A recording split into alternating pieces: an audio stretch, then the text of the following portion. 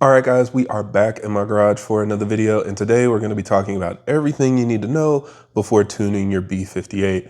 I actually made a video like this about 4.5 years ago, but a lot of you have asked me to make an update to it since so many things have changed. We've got so many new features and stuff. So this is kind of more of a breakdown of how things would work for me if I were to start tuning my car in 2025. And of course, if you've already gone down this journey, maybe you've started tuning your car a little bit, this should hopefully give you a little bit of insight on what I recommend as you're planning the next steps of your build. So let's go ahead and talk about it, and hopefully you guys find this video useful.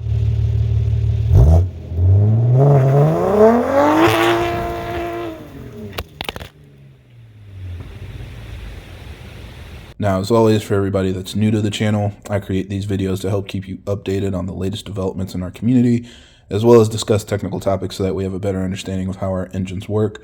So if you're interested in more videos like that, be sure to subscribe because there will be a lot more coming out in the future.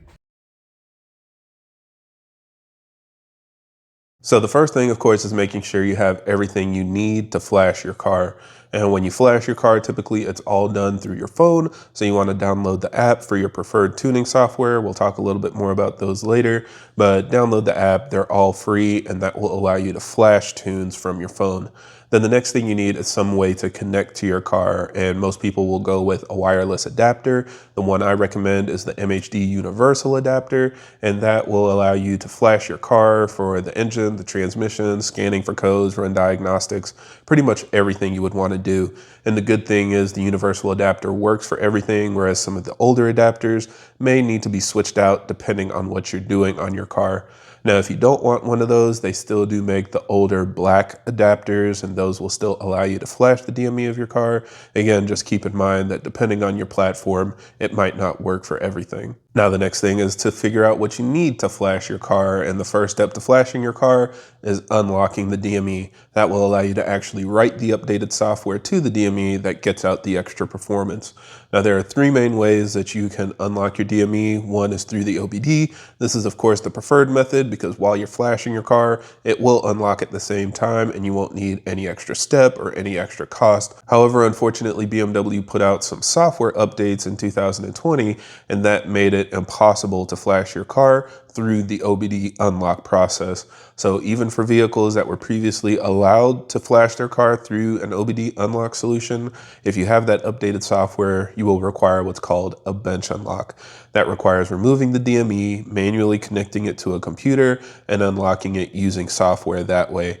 But the good news is that's not the only way. I was able to unlock my X7 using the MHD unlocker tool. So with those available now, you can actually unlock the car with your phone, but you do still need the extra hardware in order to do that. So it's a one-time thing unless you ever do service at the dealer where they could potentially update your software again. And then that would put you back to potentially having to re-unlock your car with the bench unlock method. Now, the only other option besides that is a FEM2 unlock, and the FEM2 unlock works by sending your DME to a company called FEM2, and they have an unlock solution that they can do in-house. Unfortunately, this isn't something that's readily available around the world, so this is the one company that's able to do it. But if your DME software date is after June of 2020, chances are you will need a FEM2 unlock. But if you really want to know for sure which one of these unlock methods work, the easiest thing to do is download your preferred tuning software, connect to the car through your Wi-Fi adapter, and then check to see what the unlock status is. And they will be able to check the exact software on your car and tell you whether you can unlock through the OBD, if you need a bench unlock, or if FEM2 is going to be the only solution for you. So that's kind of my recommendation, just to make it all seamless. Just download your tuning software that you want to use, check it using your Wi-Fi adapter, and then that will help you plan out your tuning process. Now, speaking of which, you have to pick a tuning platform that you want to go with, and there are four main platforms that are used for the B58. The thing about it is, I think most people really stick with two. The main two you'll hear about are MHD tuning as well as boot mode. And these two platforms have done the most to kind of push the boundaries of what's available on our cars. They added features constantly, and they're continuing to expand what their tuning software is capable of with a really broad and wide custom tuning network. Now, the other options are MG Flasher, which was really up and coming initially. I was really excited to see what they were going to come out with, but it seems like lately they've just kind of fallen behind, especially because some of the advanced features took a lot longer to come out on their platform. People haven't been using them as much. So they still have great tunes, still have great software and apps to use, but it's just not really as popular. And then the last option is Ecutech. And the reason why I think this one isn't as popular now is, one, they don't offer any off-the-shelf maps. So if you download their software, every single tune that you get through them will have to be a custom tune through another tuner. So it adds a lot of cost, adding, the cost of the software to get the license and then paying a tuner to tune your car. And then also they were really late and kind of hesitant to jump onto the FEM2 Unlock bandwagon. So when this first initially came out, there weren't really any other options and everybody jumped on it. And MHD and Boot Mode were very quick to offer the capability to use their software with the FEM2 unlock method, and even all of their advanced features are available through them as well.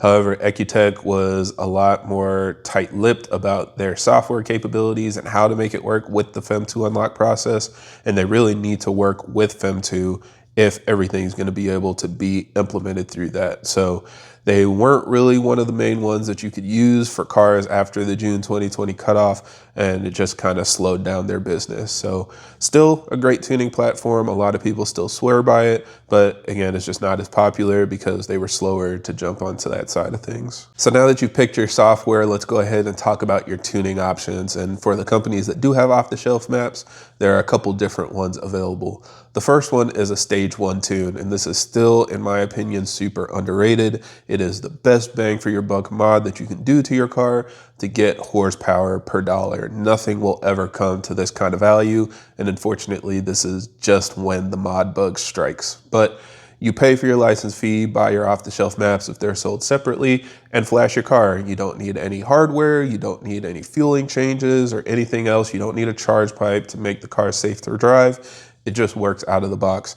And the good news is, especially for Gen 1 cars, where we started with between 320 and 360 horsepower, it pretty much by default puts you up to around 400 horsepower on pump gas, and you can get up to around 420 horsepower on ethanol. So those are some really nice gains, and even for the Gen 2 cars, like the 2-port engine in my X7, it gives you an extra 70, 80 horsepower just by turning up the boost and adjusting fueling to compensate. Now, keep in mind, if you're flashing your DME, I typically recommend getting XHP. These cars make a lot of torque. The turbos work very easily. And so you want to make sure that you have a transmission tune paired with the engine tune to make everything work together seamlessly. It's not 100% required, but there is a torque limit set by the transmission, so it won't allow the maximum amount of torque to actually make it to the wheels. That's where I think it really is nice to have a transmission tune to pair with the DME tune. It also comes with a bunch of other features, things that you can use in the cluster and just smoothing out your driving and enjoying the transmission more.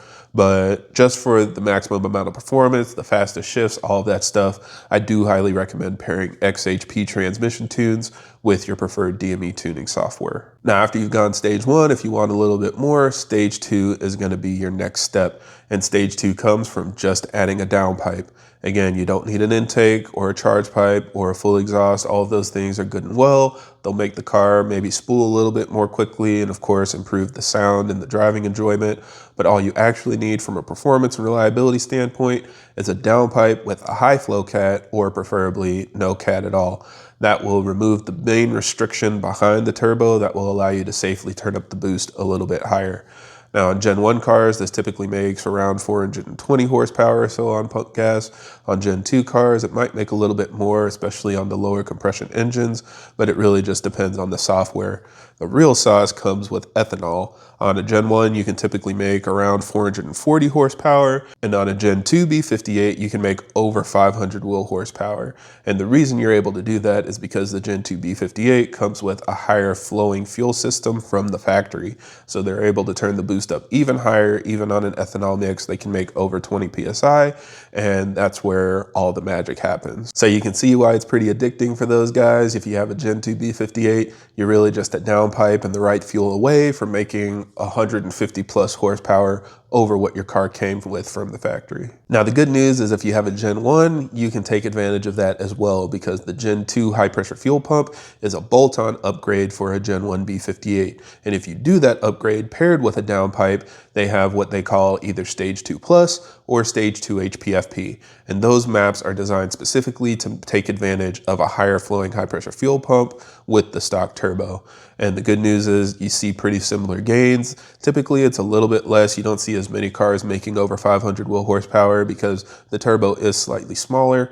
And of course our compression is higher than a lot of the 6-port engines, but we do still make between 480 and 500 pretty consistently on an ethanol mix. So again, that's where the magic happens. I tell people either Stage 1 or Stage 2 Plus. Adding a downpipe doesn't have as big a gains in my experience, but the high pressure fuel pump upgrade and running ethanol really helps make the car come alive. Now, keep in mind, if you don't have ethanol available, like a lot of the people in Europe, it's not, something you can just typically get from a gas station.